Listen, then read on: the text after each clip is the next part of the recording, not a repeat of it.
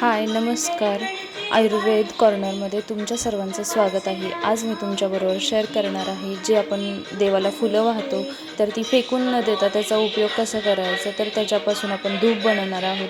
तर ही सुकलेली फुलं मिक्सर जारमध्ये वाटून घेणार आहे. माझ्याकडं काही धूप शिल्लक आहे ते मी ॲड केलेले आहे याच्यामध्ये आणि थोडा कापूर टाकलेला आहे. हे सगळं बारीक केल्यानंतर चांगलं मिक्स करायचे. एकजीव झालं पाहिजे सगळं. मी ही पेस्ट पाणी टाकून वाटून घेतलेली आहे आणि त्यानंतर त्यात धूप जे होतं माझ्याकडे त्याची पावडर टाकलेली आहे. त्याला कोन शेपमध्ये आकार दिलेला आहे.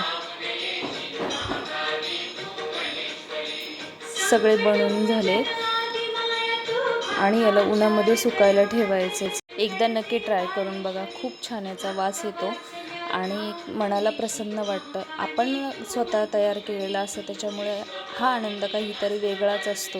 त्यामुळे नक्की ट्राय करा. आवडला असेल तर व्हिडिओला लाईक करा. थँक्यू.